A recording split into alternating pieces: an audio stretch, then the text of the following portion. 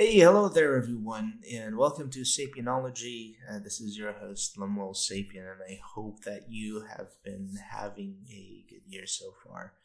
I know it's just the start of this year, and 2020 was one crazy year that all of us have tried to just kind of crawl through, basically.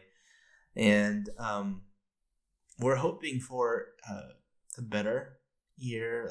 There's certainly a lot of positives to look forward to, and everybody has their personal challenges, but also a lot of blessings that we can all still be thankful for. I'd like to read first one of a text from the scriptures that will kind of give us direction in our discussion today about purpose. What is your purpose? What is our purpose in life? In Romans chapter 8, verse 28 in the Bible, it says here that, "And we all know that all things work together for good to them that love God, to them who are called according to His purpose." Now, depending on what walk of life you come from, there are many different ways to look at purpose. You might have gone through a journey yourself. Personally, I have. And the journey can lead to a change and outlook in life. The journey can take a change of worldview, can give us a different way of seeing things. And when it comes to especially Christianity and the Word of God, we know we have purpose through Christ, through Jesus. And I'm speaking, at least for myself, that I view purpose in those very lenses. But I've also trained myself to try and look through other lenses so that I can at least understand people from different walks of life. And there are many who don't share my perspective and view on things, and I want to also understand them and where they're coming from. And many have different reasons for determining that their purpose is this or that. And so when we think of purpose, there has to be some kind of transcendency or a grounded objectivity, meaning that there's something to base our purpose off of, a grounding, if you will, that cannot be moved.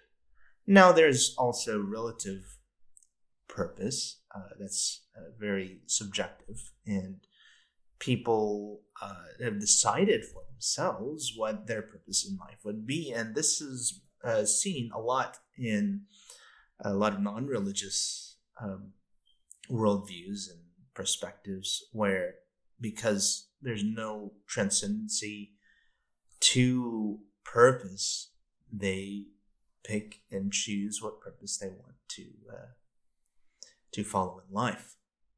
Now, one of these perspectives also could involve there being no purpose.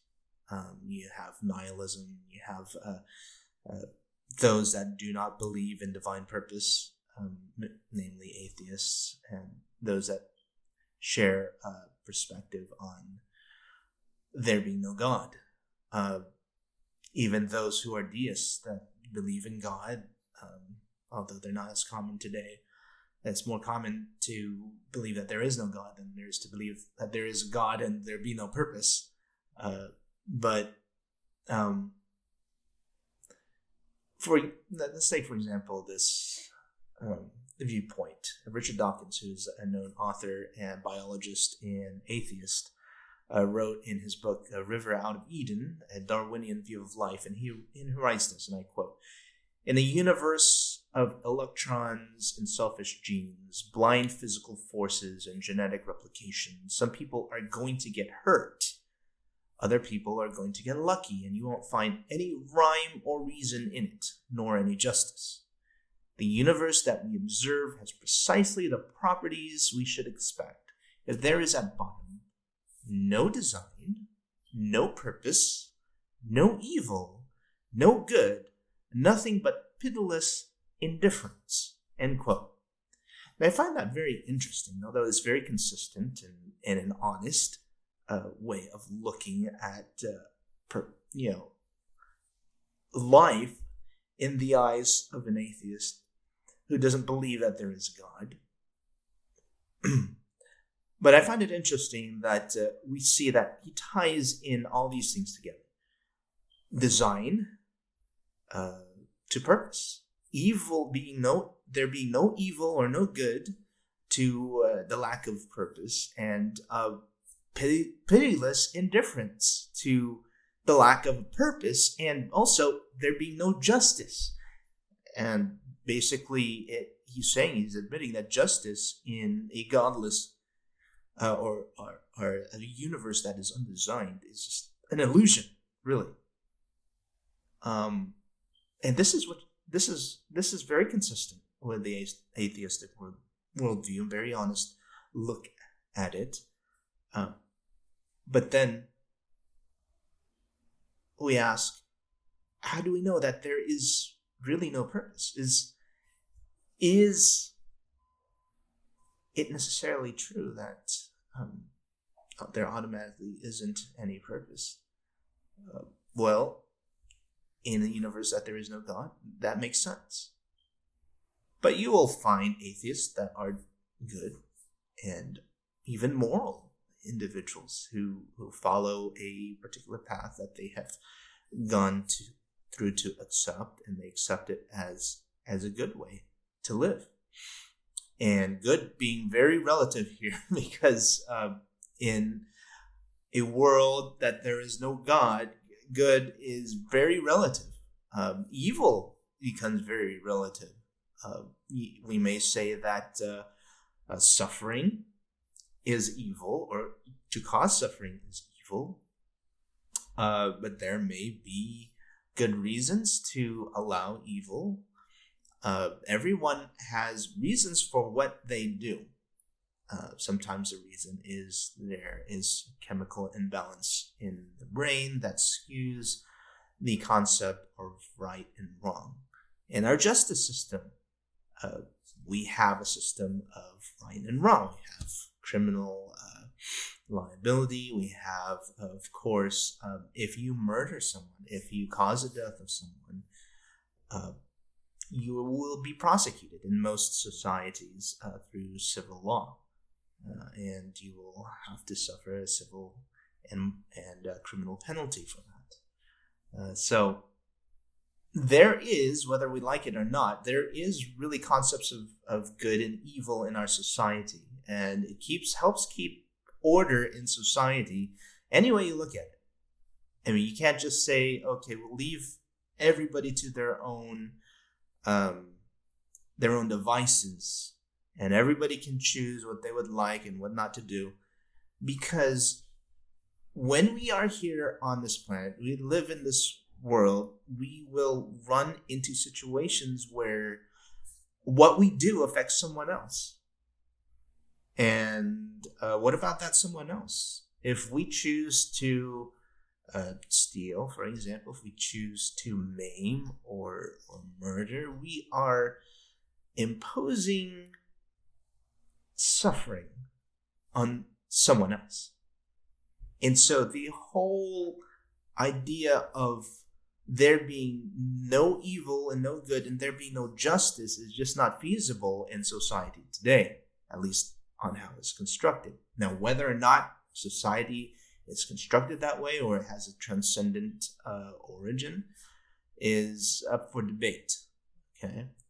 But those of us who have a theistic worldview, those of us who believe in objective purpose, we know that there is an objective moral good, right and wrong.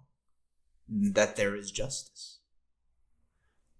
And as Martin Luther King Jr. once said, the arc of the moral universe is long, but it bends towards justice. Now, a man who had seen the suffering of a people, and had fought so long and hard for equality and the end of much suffering. It's hard to argue that there is no good, no evil, or that there isn't any justice. But then skeptics will say Martin Luther King Jr. eventually was murdered, was assassinated himself. Where's the justice in that if there's a higher power? Now, that's all very valid. And we don't know, and that's the thing. A lot of those who are skeptic of religion think that religions, those who believe in a higher power, that we believe that we have all the answers. And the fact of the matter is no. On many things, we can be as agnostic as an atheist on questions of morality. Just because there is a higher power doesn't mean that we as humans know the answer to everything. I mean, that higher power would know. That higher power has his reasons. Regardless of how we, in our myopia and in a very short-sighted vision that we have, we are just here on this planet. What we see is with very limited vision. And unless this Creator God will give us the ability to see things how He sees, there are a lot of things that we won't have the answer to. So, back to purpose. There is this debate on whether there is real purpose or there isn't, in the sense of an objective purpose. And some will argue that, well, there is no real purpose. We have to make a purpose for ourselves. And there isn't really anything that points to purpose in life. So why do we need to assume that? Well, does saying that make it so? And to be fair, the saying that there is a purpose make that so. And depending on your worldview and what you accept as truth, can make all the difference. I believe that there is transcendent purpose in life. I believe that in the purpose of life, there is a transcendent and objective reality that we can ground ourselves in, and that is in the reality of God. Now, of course, that is different from the question as to, if there's a God, why is there this, the classic problem of evil? And many of these other things. If there is a God, why can I not see Him? Why is He not evident through empirical science? And we'll get into a lot of very metaphysical discussions on that. But I believe, at least from my own perspective and my own study, my own journey, and I know everyone has their different journeys, but for me, the evidence for purpose is in our innate desire to search for purpose. And it could be either, that purpose is transcendent, that is derived transcendently, or else the alternative is that it is a creation or a concoction of human thought processes. Now, it's possible. I mean, we won't discount that possibility. And then if that is the case, then there is no real true purpose. Everybody just follows their own desire and what they think is right for them. Now, even a criminal that you would say is very evil or immoral would have some justification for what he does. Maybe it's a very selfish justification, but a justification nonetheless. Take Hitler, for example, and the classic problem of evil, a villain that is the easiest one in history. We know what he did. We know the Nazis instigated the Holocaust, and but to them that was their purpose, and they made this purpose up for themselves. They felt that Germany was a very oppressed nation, and the Nazis, at least, especially their anti-Semitic rhetoric, focused around how the Jews were to be blamed for this and that, and it became their ideology, part of their ideology, to eliminate Jews from the face of the planet, and instigating the final solution. And Hitler believed that was his purpose, to make Germany, the Aryan race, great. And to make this happen, things had to be done. But they justified it in their mind that these were necessary acts for the greater good. And in their mind, the greater good was to bring Germany back into prominence and to have the Aryan race dominate. But it was not the greater good, obviously, for everyone. The Jews, most certainly not.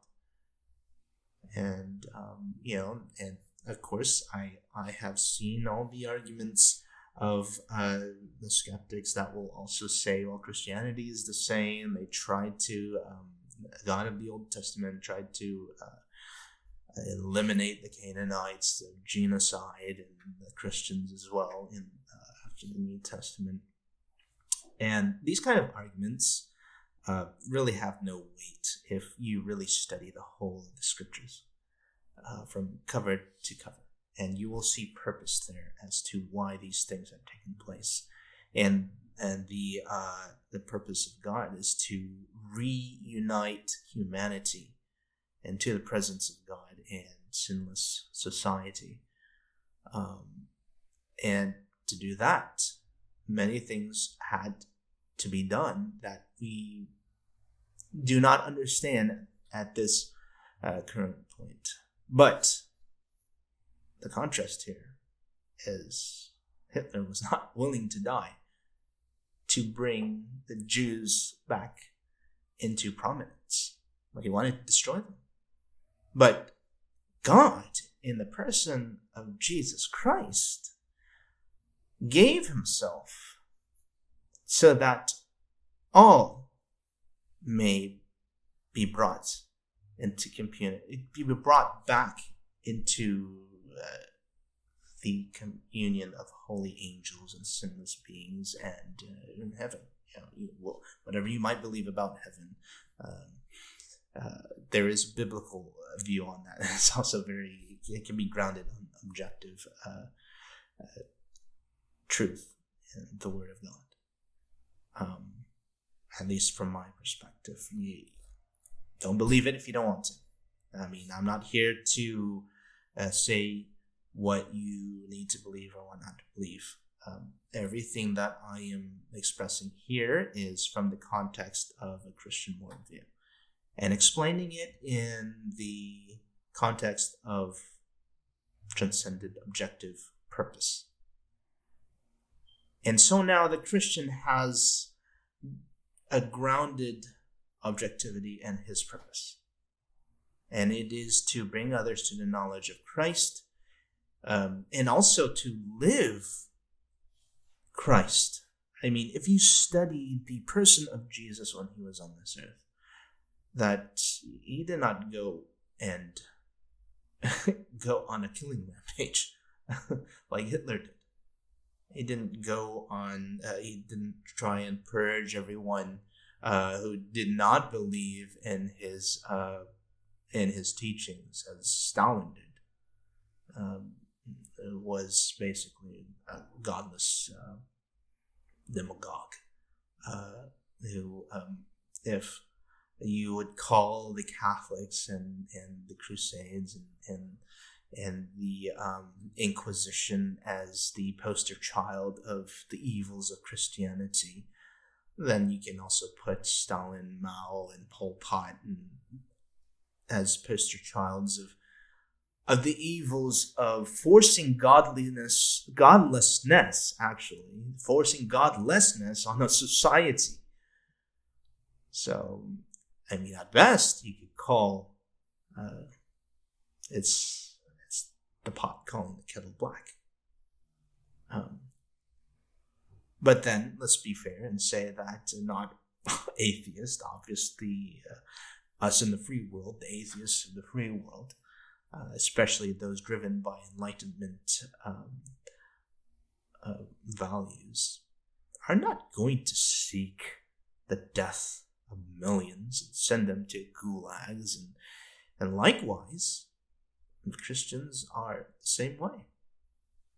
To reflect the character of Jesus is certainly not to do what the popes of the medieval ages have done, and what this whole mixture of church and state has done in killing millions of infidels and non-Christians throughout the world during that time period.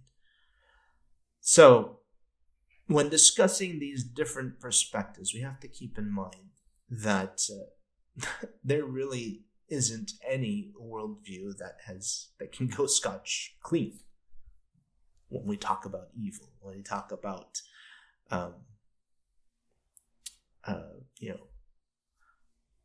right and wrong, because we have seen every group commit all sorts of evil, whether they're religious, non-religious, whether their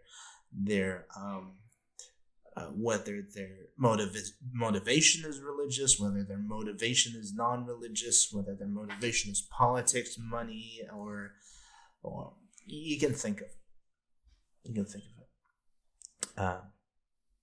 So this is essentially what it comes down to. Whether there is purpose or whether there is no purpose. And if we believe in the scriptures, if we believe what the Bible has to tell us about a transcendent purpose, then there is real purpose in life. Yes, people of other religions will have their own purpose to adhere to and to follow. Buddhism has a path. Even it was the Buddha who said that your purpose in life is to find your purpose and give your whole heart and soul to it. Okay, the words of the Buddha himself. Hindus also have their purpose in life. Muslims and Jews and Wiccans and people of all different belief systems. They find a purpose in their higher calling.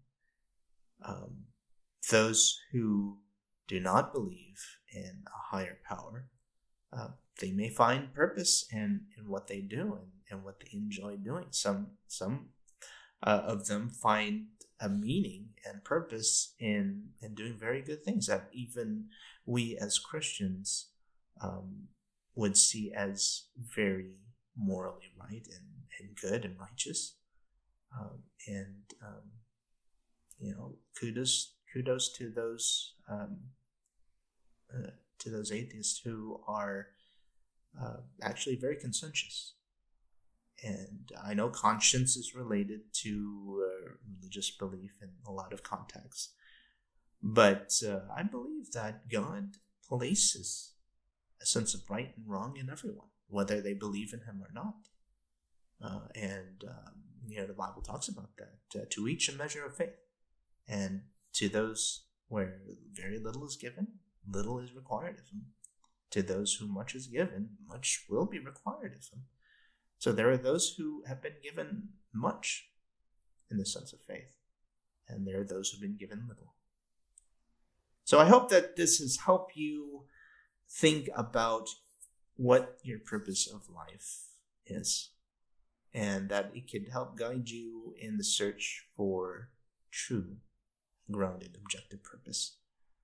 Now, if you are a Christian, we know that we can go to the Word of God. If you're not, your path may be different. But I encourage you to at least look into the Word of God and the Bible, that we as Christians call it, and look especially at the character of Jesus Christ, the source of what I believe is He is the truth, He is the way, and He is the life, and to be self-sacrificing for the good of others. So that is essentially what has kept me as a Christian for all these years. The person and the character of this Jesus, who has just captivated me for so long, and who has basically given me my purpose in life. So thank you for listening, and thank you for spending time in this talk. Remember to hit the like button and hit the subscribe button, as we'll be having more talks, meaningful talks, I hope, that will help many in their journey in life. And until next time, this is Lemuel Sapien for Sapianology, and I wish you the best. See you soon.